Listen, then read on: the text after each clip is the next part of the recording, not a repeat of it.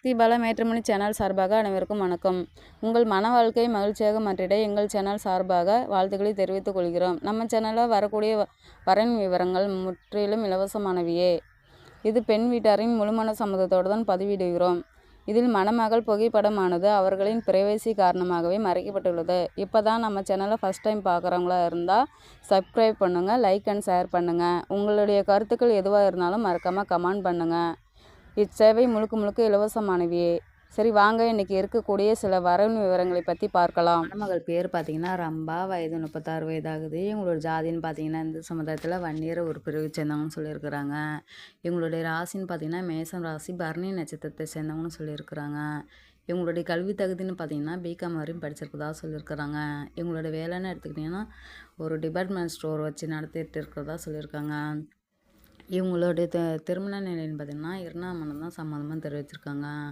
இவங்களுடைய முதல் திருமணத்தில் சில கருத்து வேறு காரணமாக கணவர் பிரிஞ்சு தனிமையில் இருக்கிறதான் சொல்லியிருக்கிறாங்க.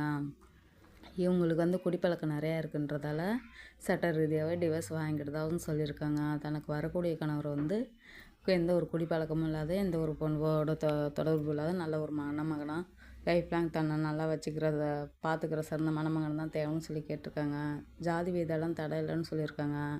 தனக்கு படித்த மாப்பிள்ளையை தான் வேணும்னு சொல்லி எதிர்பார்த்துட்ருக்கிறதா சொல்லியிருக்காங்க. இவங்கள வீட்டோட மாப்பிள்ளையாக வந்துட்டால் போதுன்ட்டு சில எதிர்பார்ப்போடு காத்துட்ருக்கிறதா சொல்லியிருக்காங்க. இவங்களுடைய வசதின்னு பார்த்திங்கன்னா வீடு வசதி, அடுக்குமுறை கட்டலாம் இருக்கிறதா சொல்லியிருக்காங்க. இவங்களுக்கு கோல்டுன்னு பார்த்திங்கனால கிட்டத்தட்ட 100 பவுனுக்கு மேலேயே இருக்கிறதாகவும் சொல்லியிருக்காங்க. இவங்க டிபார்ட்மெண்ட் ஸ்டோரு 2 இடத்துல இருக்கிறதால நல்ல ஒரு வருமானம் மாதத்துக்கு 2 லட்சத்துக்கு மேலே வரதாகவும் சொல்லியிருக்கிறாங்க.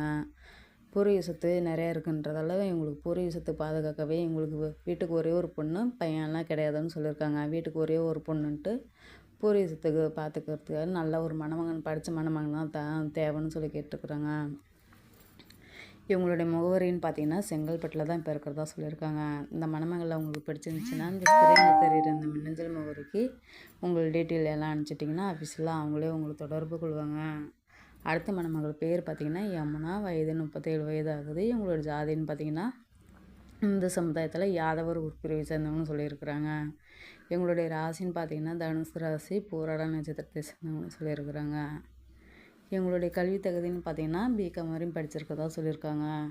இவங்களோட வேலைன்னு எடுத்துக்கிட்டிங்கன்னா பியூட்டிஷன் கோர்ஸ் முடிச்சுட்டு சொந்தமாக கடை போட்டு இப்போ ஸ்டூடெண்ட்க்கும் சொல்லி கொடுத்துட்டு அப்படியே மெயின்டைன் பண்ணிகிட்ருக்கிறதா சொல்லியிருக்காங்க.